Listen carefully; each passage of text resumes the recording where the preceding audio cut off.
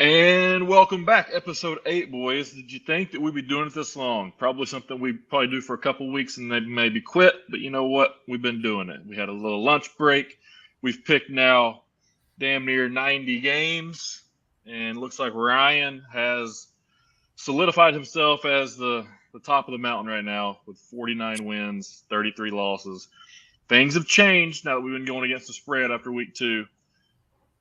Me and Jared right there tied 45-37, so we're doing equally as bad. But we're still both up. Everybody's up. If you're betting with us, you're up money. If we'd been betting what we're actually betting and just betting what we're betting, we'd be up money. But a lot of people aren't doing that. We're doing some crazy things. But welcome back to the show, boys. Yeah, great to be back, man. You know, one thing about starting something is when you stop doing it, it just means you didn't want to do it in the first place. So I'm here. That's true. Yeah, dude, we talk enough football around the office that we might as well bring it on here and just continuously keep track of it. Yeah, might as well. The virtual water cooler, that is. So yeah, let's look at the records from last week. Let's go ahead and break these down a little bit. Ryan had the best weekend. He went 7-4. Jared had the second best weekend, went 5-6, and I had the third best weekend and went 4-7. Some call it the third best, some call it the worst. You know. However you want to look at it, it is what it is. Glass half full. So we've got 12 games to go through again this week. We've also got some games to break down. We also got the coin toss. So I feel like I always throw something different. I never have anything I need. So we'll go juicy fruit, front of juicy fruit, this side. So heads, tails. What's heads? Heads is going to be the protocol right now that they have for tackling a passer, the roughing the passer penalties that have been over the past couple weeks that are just outside the box of normal. And then the second tail side is going to be the return of DeAndre right. Hopkins. Let's let it ride.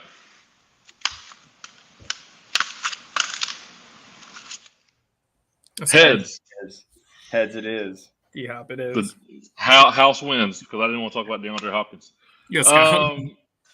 So are we talking specifically about the roughing the passer that got called on Tom Brady? Is that so? There's also another one that popped up over last week where a defender came around the side. I think it was Chandler Jones came around the side, tackled, and made a fumble, forced a fumble, recovered the fumble, and inadvertently fell on the quarterback, at which point they called it a roughing the passer penalty and pulled it back. And that was when they were playing Derek Carr and the Raiders. And it was a Kansas City defender. Okay. It also seems to be circumstantial on which quarterback it is. Tom Brady seems to be getting a little more calls than maybe some of the other people. I think the exact same sack happened to Patty Mahomes, and they didn't call it. I think it was nearly identical. We're handing it out to Brady, which I get, but come on now. Yeah, so I guess you'd have people saying that like maybe it's Brady. I would say maybe it's more guys that don't run and try to extend plays on their feet. They don't get the benefit of the doubt when it goes to roughing the passer. I think roughing the passer is a stupid penalty. I think it's a good penalty because you obviously don't want somebody to just get hit for no reason. But playing, it's really hard to, one, tackle the quarterback when you're on a blitz. Like blitzing is different than any other type of play.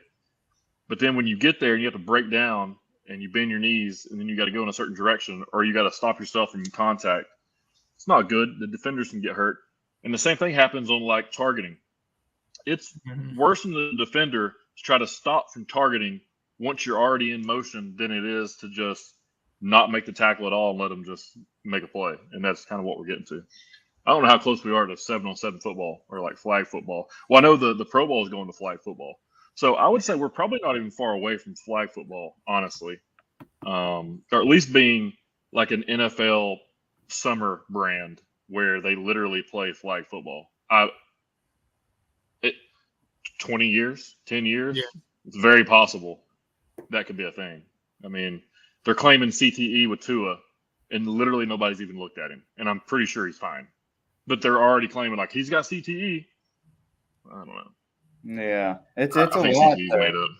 Yeah, it's a lot to unbag for sure. I mean, looking at it, it's just another way to limit the play of defense and make it just an offensive game. It makes it tougher on everybody, like you're saying. Coming through the line, or even coming up to a person about to catch a ball, or a quarterback that's running and has been for 35 yards, and then he wants to try and run towards the sideline and step out while you're hitting him. It's all circumstantial, but to have it come to such a point that we're now talking about a possibility of there being, a flag on the quarterback's waist and he's wearing a red jersey. One of the guys in the office said that, earlier this week, where if it comes to it, that the quarterback in the NFL is wearing a red practice jersey and a helmet and has a flag, and the defender runs around the line, does still the same thing, but just grabs a flag off of the quarterback, never gets hit, never gets tackled. I mean, how is that going to progress the game to be better? Well, part of the thing that I loved about quarterbacks was that you had to be willing to stand in there and take that hit. That's slowly working its way out of the game to where the people that were great, like everybody has a chance to be great now with that. When you can just stand there knowing you're not going to get hit, you just stand there, take your time, count your 3 seconds, read all your reads, and then get to the guy that you're going to deliver to. I just don't understand when it's like we saw this weekend, when the ball's out before the quarterback's even completing the throw, and we're throwing the flag because he landed on a guy. Like, that's where you got to draw the line. That's a little excessive. Yeah, I think it was a bad penalty for sure. And if you look at Brady, like, Brady's not saying, hey, I want the penalty. He's like, I don't throw the flags. And then I guess there was some people saying, like, well, you shouldn't be trying to voice your opinion and try to get the referee to throw a flag. Well, that's like saying if you're on defense, don't say the offense is holding you every play, because they are holding you every play. You just want the penalty sometimes when you don't make the play. Or it's passing interference every play, but when you don't make the catch, now it's really passing interference. Like, It's the same type of shit. Like, Shannon Sharp, like, I like him as a player, but he's such a little bitch, to be honest with you. Like, he is, dude. Like, he just wants to go after – and I know what he's doing. He's got to be the Stephen A. Smith to your boy, but it is what – he's just not as good at it. All right, so what games we got? We got the Titans. We got the Jets. Chattanooga's back in no the saddle this game. week. So Titans out. No Titans game. Titans bye week. Yeah. So Ryan doesn't got to talk. Okay, so Jared, what we got? Jets. We got Jets Packers, and everybody in the office seems to continue to doubt the Jets. I don't know why. Well, it's just a decade of just stats and trends. Hey, 5 weeks. The NFL has played for 5 weeks, and the Jets have 3 Rookie of the Week belts. Things are slowly shifting up in the New York Jets. I see it. So how are they looking this week? So I think I'm pretty convinced that the Jets are going to take this one. Aaron Rodgers seemed to slam. I'm holding on to dear life for this, but Aaron Rodgers seemed to slam his hand on the end of the final Hail Mary of the game. So I'm going to hold on to that. I'm going to hold on to the Jets are a better team than the Giants. I solely believe that. I think the Giants are getting a little pumped up. I don't know if we're as good coached as the Giants, but I think the Jets have a chance. Don't really have any wide receivers, sauce lockdown, whatever they do have. Defense is looking good, starting to get some pressure, starting to get some turnovers. I think we're like 4th in turnovers now, so I got to continue to lean the Jets, man. Okay, well, look, you might have convinced me a little bit. I'm probably going to lean a little bit Jets here in a little bit, as well, but as far as Chattanooga goes, Chattanooga back on the map this week. They're playing VMI. They're playing at home. VMI is 1-4. Chattanooga's 4-1. Chattanooga 2-0 in the SoCon. VMI 0-2 in the SoCon. Chattanooga's a top 10 FCS team. I don't see a reason why they should lose this game whatsoever, or even play a close game in this one. This should be a game coming off a bye week, almost like another preseason game, getting them back in the groove of things, back doing what they do, and then getting them into the next week. So I look for this to be a big game, but Chattanooga probably in the 40s to the low under 20.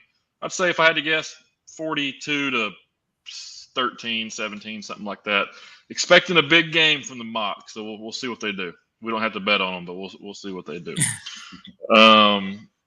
All right, so we got the 12 games of the week. This is obviously the most important part of the show. This is what we keep up with. This is the record part of the show. I didn't go through and actually look at the ones that we matched up on all together. But let's just look at it real quick. We can go through them all. Number 10, Penn State University versus number 5, Michigan. Michigan's getting 6.5 points against them.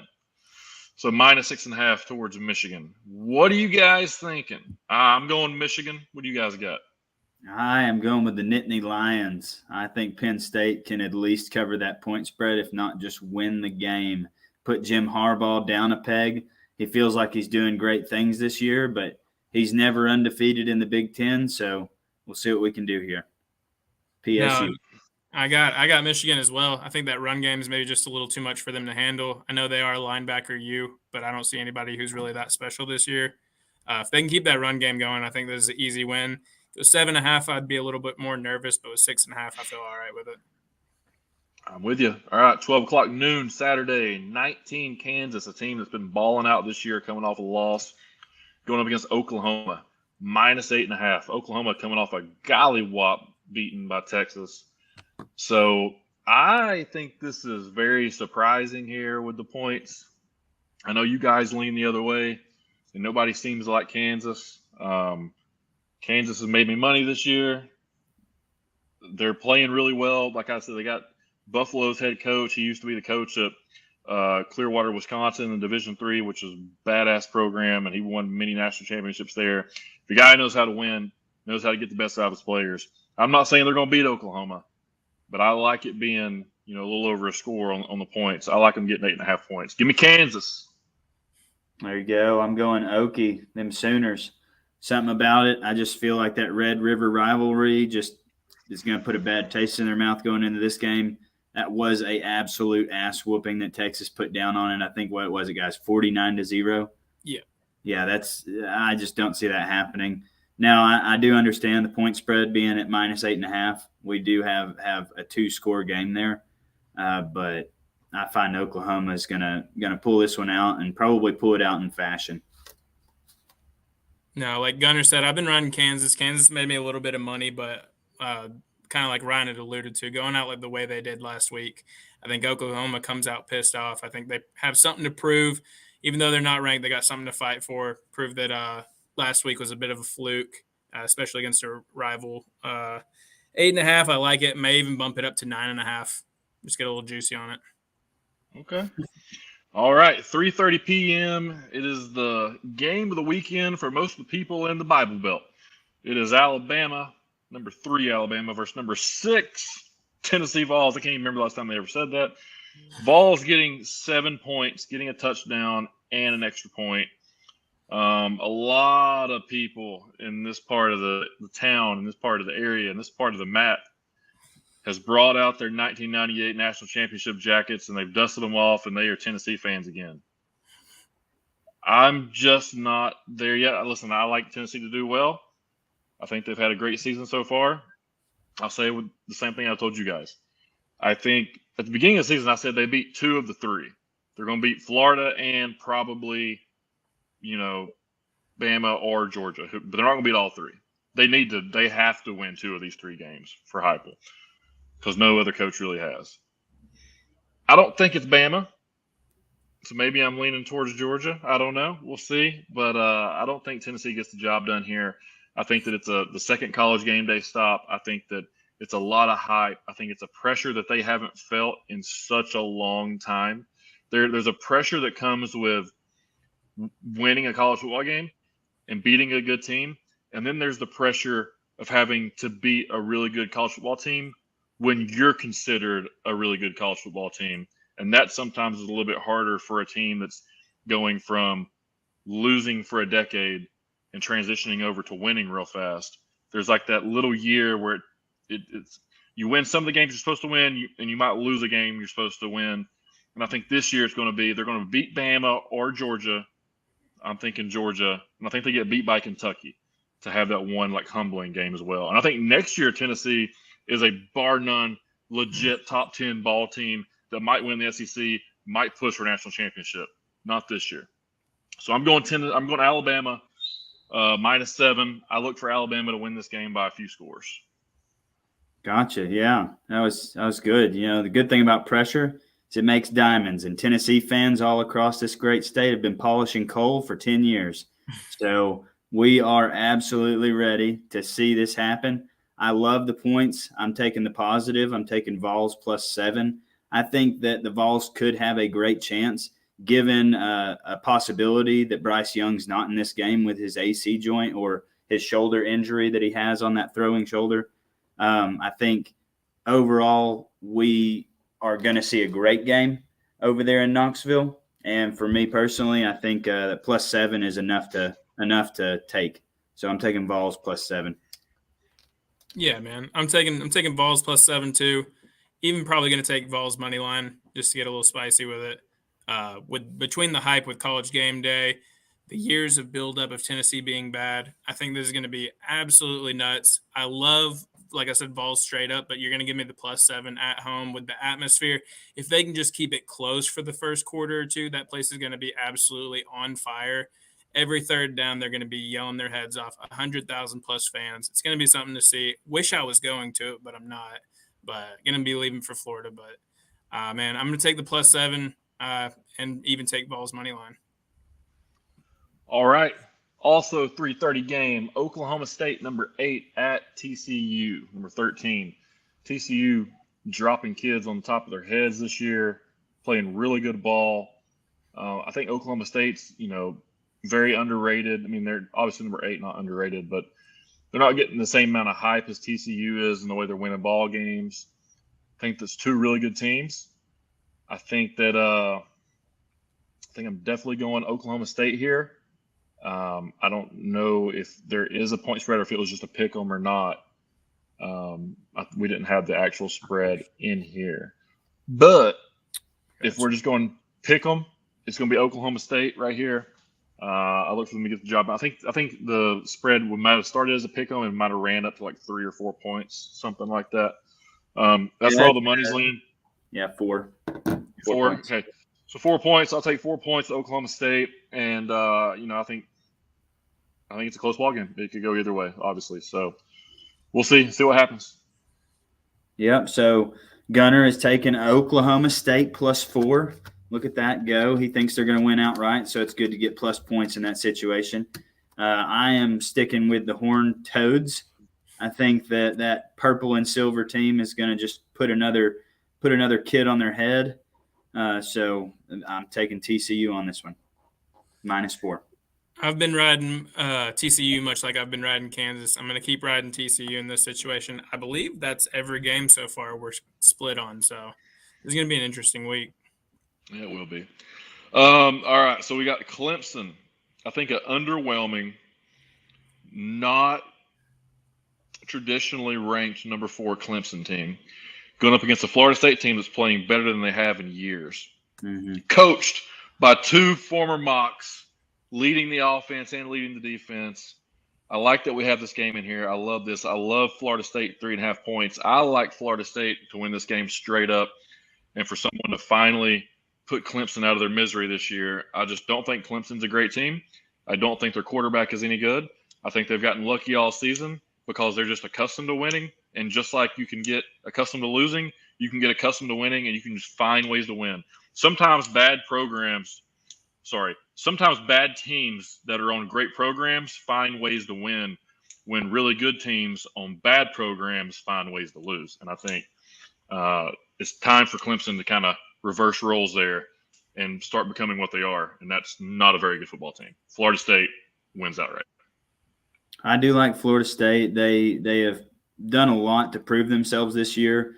The Seminoles have been kind of off the radar, not necessarily ever since Jameis Winston got put in the NFL or anything like that. They've just been kind of a slower paced ACC team with the likes of Miami really for a little while. And both are kind of getting back into their stride, which is good to see. Good for the ACC to have a little bit of competition because, like Gunner's alluding to, Clemson isn't the best team in the ACC anymore. And they'll slowly realize that, and we'll start to see them lose some games.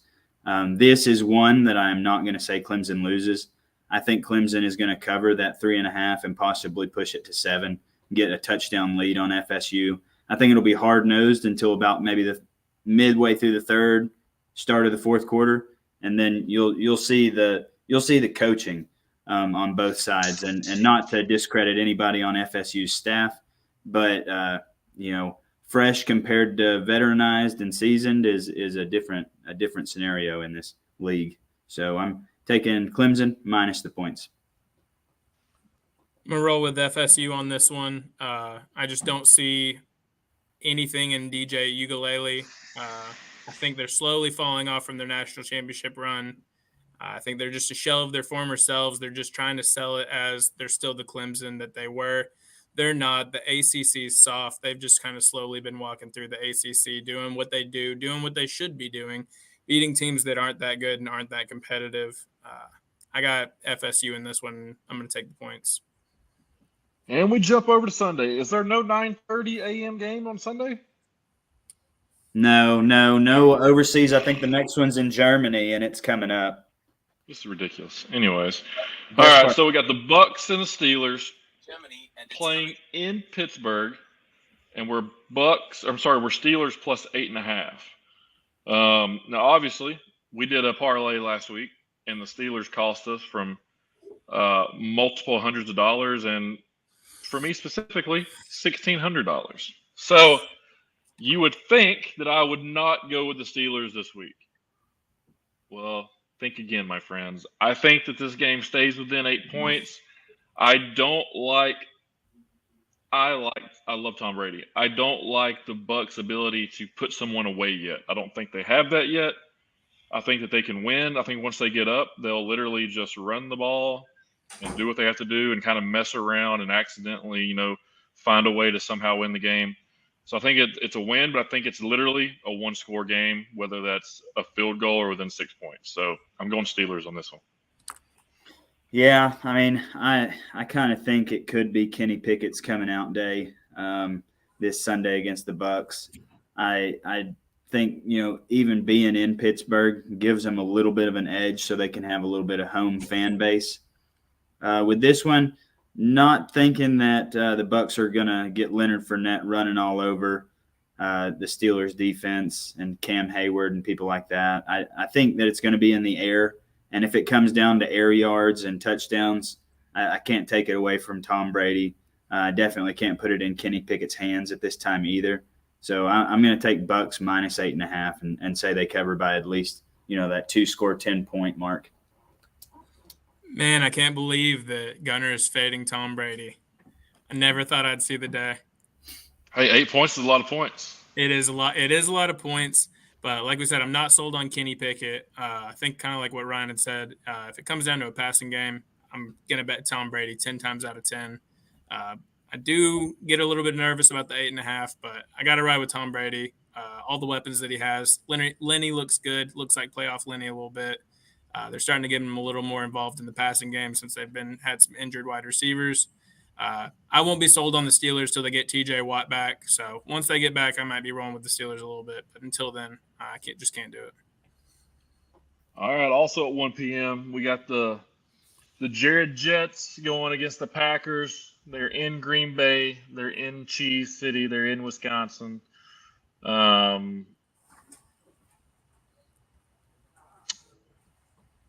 don't know, man. I don't know about this game. I want to think the Packers are better than what they actually are, and they keep proving me wrong. Like, they keep playing these teams and losing or barely winning, and Aaron Rodgers has yet to show up.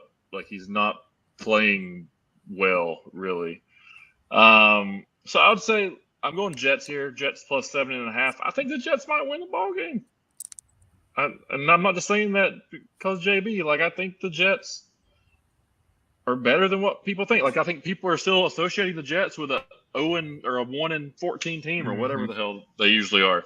They're not seeing what they can be, and I don't think they're a Super Bowl team, but they might be a playoff team. So I mean, are the Packers a playoff team? I don't know. I don't know if they are or not this year. So I'm going Jets plus 7.5. Okay, well, just another game that we are going to have to be different. I don't think Aaron Rodgers shits the bed like he did last game in a prime time, because I'll call it a game overseas is a prime time game. So he is going to come back out of the gate. He is going to take everything that he just felt over the past week and a half and just toast the Jets. He is going to put them on the back burners. And we will see the Packers win this game by no less than 14 points. So I am covering with the Packers on the point spread. There's no way that Aaron Rodgers loses, and there's no way he doesn't win by more than the points they're giving him. 14. You're going to disrespect us like that. Put it on. Hey, just keep doing it. That's what the rest of the media is doing. Everybody picked the Dolphins last week. I know it was a little bit different. I know there were some key injuries, but I don't really think Aaron Rodgers has that much to work with. I think he's frustrated. I agree. It does make me a little bit nervous that the Giants beat him last week, and Aaron Rodgers normally doesn't lose twice in a row. But I do, like I said earlier, I think the Jets are a better team than the Giants. I don't see him airing it out to anyone because no one's really aired it out against the Jets in general. I think you got Sauce Gardner looking like a top 15 cornerback right now, and DJ Reed on the other side, is a top 5 corner right now. That's their game, is run it a little bit, get you to bite on the play action, hit you over the top with one of Rodgers' deep balls. Christian Watson hasn't impressed me. Alan Lazard, a couple catches here and there, nothing crazy. He doesn't have that guy. He doesn't have the Devontae Adams that he had, and since he doesn't have that, you're going to give me plus 7 points. Taking the Jets, and I'm going to take the Jets money line. Okay, I like it. All right, so also at 1 p.m., I think this could be game of the day, and it's probably going to surprise people. Patriots-Browns. Here's why. So the Patriots have the best 2 defensive backs currently playing in the game right now, not based off of any type of anything, literally based off of data, hard data. They have the best QB rating and it's not even really close. It's like they're both in the 90s as far as their production goes, and the next closest one's like in the lower 80s. So for some reason, those boys are playing really well. So that means they can probably go man-to-man coverage and then stack the box against the Browns, which they're going to try to run the ball with Nick Chubb. And they've been pretty much doing that all season long against everybody.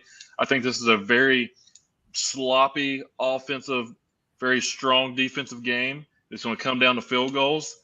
And I like Browns having this probably by the end of the ball game, last-minute drive. I think Jacoby's been playing pretty well, so I think he can get the ball down there. Probably win by a field goal, so I'll take Browns minus 2.5. There you go. Browns are looking good. That run game, is just outstanding with Nick Chubb. The Patriots, put on a show against the Lions, though, last week. I mean, to hold somebody that has been scoring 30-plus points in every game they've put on and, giving up almost the same, but winning the games they've been really blowing out to 0 points. That just shows that Matt Patricia hates the Detroit Lions and really needed every single piece of that game to work so he could feel better about getting fired. I'm going to take the Patriots on the plus points on this one. I think that we saw a Bill Belichick-style Patriots game, and I think we'll start to see more of those with his coaching staff still staying intact, ex-Josh McDaniels, but I really think Bill Belichick's getting back to his kind of football team. So I'm taking Patriots, especially on plus points on this one. I'm going to roll with the Patriots as well. Bill Belichick, like you said last week, completely shutting down the Lions gives me a lot of faith in that. And then the fact that he can make a rookie in Billy Zappi look the way he has, or Bailey Zappi look the way he has. I mean, he looks just like Mac Jones out there, who looked just like Tom Brady. There's no real difference. I mean, it seems to just be the system that they run. It doesn't matter who's in there. Somebody can get it. It doesn't matter if it's Jacoby Brissett. It doesn't matter who it is. They're going to get it done. I think when their team's one-dimensional like the Browns are, I think that's where Bill Belichick and them thrive, is if they can just cut off the head of the run game, then you're pretty much fucked. So given the fact that the Browns are pretty much one-dimensional, I'm going to go with Bill Belichick on this one and take the Patriots with the points. All right, so we got the Cardinals jumping into the Seattle Seahawks. Seahawks +3 at home. I was looking at the money on this, kind of get an idea. Most of the money falling in on the Cardinals. I can see that Seahawks probably overperforming a little bit this year. from what they actually should be doing. Might be time to kind of get back to normal, relax a little bit. Let's go to baseline. I think the Cardinals win this game. Probably a sloppy game. Probably not a cute game. Not a real fun game. But I'd say Cardinals win this game somehow or another in the fourth quarter. There you go. I am going to take the Seahawks. I think, we have questionable James Conner coming in at running back. They've had just kind of a terrible time keeping people safe. Kyler Murray hadn't got sacked too terrible much, but he's been pressured so much. He's always outside the box. And that's the player he is. But, it's not as easy as it looks to throw a football 30 yards on the run, getting away from a 350-pound lineman who's right at your ankles. I think Geno Smith is definitely overperforming and outperforming expectations, especially coming from Jared week 1, where Geno Smith, he's seen everything, especially the fight in the locker room with the Jets, and getting, banished from that team. And being a journeyman to come into this team and win the job from Drew Lock. I think Geno Smith puts on a good game. I think Rashad Penny gets good yards on this game. There's no telling who's really going to start on that defensive line with J.J. Watt now having, different AFib stuff. And, he's being as healthy as he can, but, he's not going to play every down, that's for sure. So the pressure on the quarterback, if Geno Smith can stay upright, I think this game's just a win for the Seahawks. But I'm definitely going to take him on the plus points. Yeah, man. Geno's really impressed me. I think Geno's top 5 in just about every quarterback stat right now, which is kind of mind-blowing considering how Russell Wilson's doing on the other end of things and how Broncos country is feeling about that. Seahawks let me down a little bit last week, but going to roll with the Seahawks, especially with the plus points over here and at home. Kyler Murray, to me, really seems to only do well when he's down and teams seem to be relaxed a little bit. That's where you get these miraculous comebacks. That's where you get these kind of backyard football plays that come out of nowhere. Not sold on Kyler Murray. Just not a big fan. Cliff Kingsbury, that college football offense, doesn't really seem to be doing anything unless they're down 10 to 14 points. So I'm going to roll with Seahawks, going to keep riding with Geno. Expect him to continue as advertised, and it's just going to keep blowing my mind. All right, so at 4:30, we jump into the primetime Eve games. We got the Bills and the Chiefs playing in Kansas City. Chiefs plus 2.5. Most people are probably hammering the Chiefs when you get the Chiefs plus money the way they've been playing. But the way the Bills been playing, they're tough to beat too. Bills and Chiefs, it's always a fun matchup. Always cool to see Josh Allen go up against Patty Mahomes. I think it's the Bills' turn. I think it's the Bills' turn to kind of get that monkey off the back and to get rid of the Chiefs and to establish themselves as one of the best teams in professional football. And I think that happens. That happens this Sunday at 4:30. Give me Bills plus a couple scores. There you go, man. If it is a relive of the last AFC Championship game, we're in for a barn burner. And especially if it goes to overtime and they have that rule, we might even end in a tie. That's the crazy thing. For me, I'm going to take Patty Mahomes. I think that coming off the game last week with Travis Kelce catching 4 career-high touchdown passes, he's going to be targeted. So at this point, they're going to double team him. They're going to keep everybody they can. They're best of the best on Travis Kelce, which is going to open up Mecole Hardman, is going to open up Jerick McKinnon out of the backfield. It's going to put things in place. Marquez Valdez-Scantling, he's finally catching steam over there.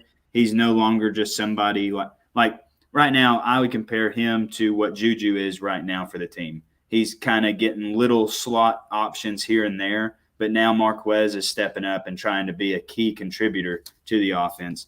So with the weapons that are coming on, the weapons that they have, I think the Chiefs just they aren't going to blow anybody out in this game. I think it's going to be a very hard-fought game. Could be high scoring, but Chiefs are going to win it. I think the Bills have had this circled on their calendar since the schedule came out. I think with the battle that we had last year, I think Josh Allen going out the way he did, 13 seconds. My Lord, in what world is that too much time? But Patty Mahomes is something special. Makes me a little nervous being at Arrowhead, the way that crowd took over around halftime last week, if anybody watched that game. All the momentum seemed to shift. The crowd seemed to really get into it. They're obviously going to be into this one. Might be a AFC battle, AFC championship game. So they're going to get up for it. Everybody's going to show up. It's going to be a big tailgating game. But I'm going to roll with Josh Allen on this one. I just got to go with him. I think he's had this circled, like I said, and I just can't fade the Bills on this one. All right, so we go into prime time Sunday night, 8:20 p.m. Probably one of my favorite games to watch is just a Sunday night game for some reason. Cowboys and Eagles. Usually this game is nothing you really want to turn on the old TV, and you might just keep it going and maybe watch some Rick and Morty or something. But for some reason, this Sunday at 8:20 p.m., this is the game to watch. The best team in football, the Eagles, going up against the best quarterback in football, Cooper Rush. I mean, I just, pretty much, he's by far the best redheaded, bug-eyed football player in the NFL. Like, it's not even close. Like, he is, it is what it is. The guy is, it's impressive to have that many disabilities and still be able to perform at such a high level in the NFL. At a high level. But Cowboys and Eagles, I'm going Eagles -6.5 right here. I think the Eagles put it on the Cowboys. I do think the Cowboys defense could disrupt some things, but it's Jalen Hurts' year. I said that earlier in the season, too. I think I picked him to be – is that who I picked to be the MVP? I can't remember who I picked. But I think it was Jalen Hurts. But Jalen Hurts, man, he's a sleeper this year. And all those Alabama fans are going to be claiming him. All those Oklahoma fans are going to be claiming him. Everybody's going to be claiming some Jalen Hurts because I think Jalen Hurts takes this Eagles team deep into the playoffs and see what they can do. I got Eagles -6.5. There you go. I at this point, being one of the only undefeated, actually, they are the only undefeated team now in the NFL. I know that it's really hard to stay on that pedestal. And also, 6.5 points is a touchdown win. So I am going to take the Eagles. I think they have a great offense. I think A.J. Brown is going to catch stride in this game. He's been doing good all year. He's definitely been getting the reps and the yards, but the touchdowns are coming. And for me, I just really, really like the Eagles. Cooper Rush has been doing a great thing for Dallas, but he's a backup quarterback. It's going to end. So Eagles -6.5 on this one. Cooper Rush out here making people question if they should put Dak back in when he's healthy. I don't know, man. He's on some sort of Geno Smith run right now. I don't know what they're up to. I don't know what they got cooking. I got the Eagles staying undefeated in this one. I like the 6.5. If it was anything above it, I'd be a little bit nervous. But as long as they keep Micah Parsons at bay, I think the Eagles have the weapons to get it done. And you got to take the Eagles at home. I dig it. All right, Monday night, primetime football, 8 p.m. We got the Broncos. We got the Chargers. We got the Chargers -4.5. I'm going Broncos, and you're probably wondering why. It's a great question.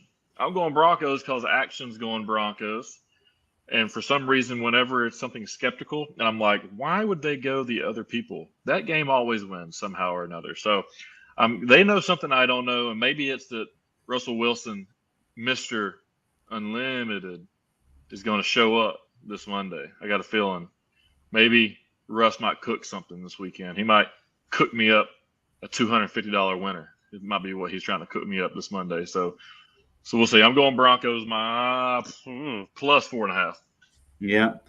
So for this one, I am on the fence. I think the Chargers have a great offense. I think if they can just stay to the past 2 weeks, how they've been playing, and the defense at that as well, I could see them winning by a touchdown.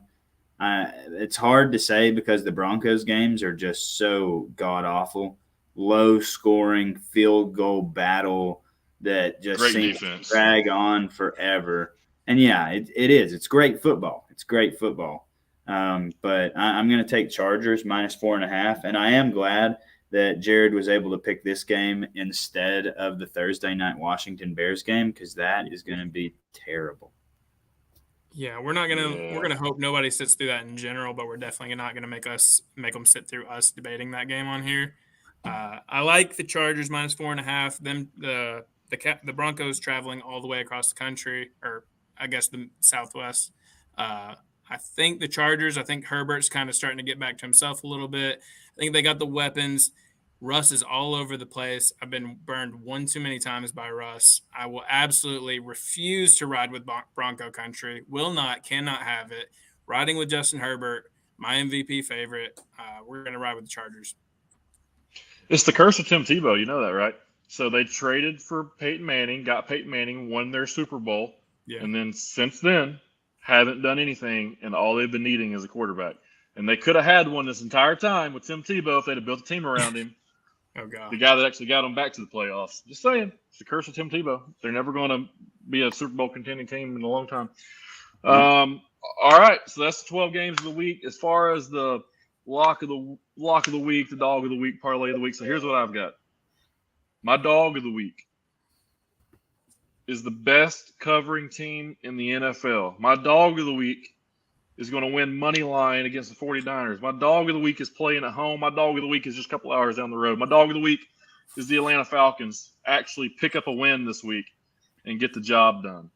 I like that. My lock of the week here, and I don't know exactly if you want to play money line or what. I would say play the spread. Lock of the week is Alabama over Tennessee. Tennessee is too hyped. Tennessee has done everything they could possibly do the right way. And yes, in a perfect world, Tennessee should win. Unfortunately, it's not a perfect world. Tennessee's going to get humbled a little bit in this game. They're going to get wore out by Alabama. They're going to run the table, and then they're going to get beat by Kentucky at the end of the season. It's going to happen. Say you heard it here first. So Alabama, you go play minus 110, pick up those 7 points. You'll be all right with them. My parlay, I want to go a 1 p.m. parlay for Sunday. I'm going to go Browns in the points, Jets in the points, Falcons in the points. Run that 1 p.m. parlay. It's about a 580 on the odds there, but I do think that's a pretty good bet. I think the Falcons win straight up. I think the Jets can win straight up, and I think the Browns can win straight up. So all you really got to have happen is the Browns to cover the 3 points, and I think the Jets and Falcons cover no matter what. But, hey, I've been wrong before, and I'm sure I'll be wrong again. What you guys got? My lock is Eagles minus 6.5, taking it at minus 110. That is a good lock for the week. That is, bet you a little 250. You flip a nickel on that one. My dog is going to be not a great, plus money dog, but an easy money dog is going to be the Jags over the Colts at plus 105. Great dog there. So watch out for the Jags to rebound off that Texans loss. My parlay is going to be similar, not exactly similar, but I am taking everything on the outright line. Atlanta, New England, and Jacksonville. So Jacksonville beats the Colts, New England beats the Browns outright, and Atlanta goes in and takes it all the way. And that right there is going to be plus 1208. And we are taking it right at a $95 bet on Hard Rock Sportsbook right there. And we'll just come up here and we'll place it right there. And there she goes. Not accepted. There she goes. Let's go. Funds not accepted. There she goes. Dropping hot. That's my 3-leg parlay. Ride it with me. I like it. I like Guns riding with the Jets. I like you riding with the Jags on that one. I've got the Bucks minus 8.5 over the Steelers. Like I said, may even juice it up to 9.5. Get the plus odds on that one. Probably plus 110 or something like that. My dog, I got to ride with the Jets. I think you can either take the money line or the spread. I think either are a good bet. And then I'm going to parlay those two into the Bucks minus 8.5, the Jets money line, and the Ravens minus 6 against the Giants. I think the Giants are slowly kind of have been a little overhyped, have gotten a little lucky in some spots. I think Lamar is going to come out and show what he's been showing, get about 3 or 4 touchdowns in the game. That's plus 1260, so kind of very similar to Ryan's. You bet $100, you're going to get $1,200 back. Okay. Well, hey, also tonight, there's a big bet out tonight. You got the Bears and Washington playing. Big, high-profile matchup taking place on a Thursday night. A lot of stipulations. I mean, big time, this could shake up the entire league depending on who wins this game. So, obviously I put the LinkedIn poll out there. The LinkedIn poll has been, I'm pretty sure, undefeated throughout the season as far as actually picking the winner, maybe not the spread, but the winner. So this being a pick 'em, we're going to the LinkedIn audience. We threw $250 on the Bears, and we'll see what happens. I'm feeling pretty good about it since we hit that $250 on the Padres last night. I really don't care if I win or lose. Yeah. But here we go. Let's go $250 on the Bears tonight. And if we hit this, we're going up about $2K going into the weekend. And if we up $2K going into the weekend, we got $500 games we riding out. Yeah. So that's what I said. We got to get to $2K, and then we're going to run $500 days. And then we're going to turn these $500 days into be broke. But, it is what it is. It'll be fun. 5 into 10, 10 into 20, 20 into 200. Let's go. Dude, yeah, how many times you got to compound a bet from $500 to get to 10,000? Not many. Not many. You go 500 to 1,000, 1,000 to. You're there. You're there pretty much if you do it. Y'all work on your records. Hey man, I'm just trying to make sure I'm not last. As long as Jared's last, I'm cool, and I make all the buttons go work so I can make it look like however I need to. So, all right, boys, we'll see you guys later. Peace. Thanks.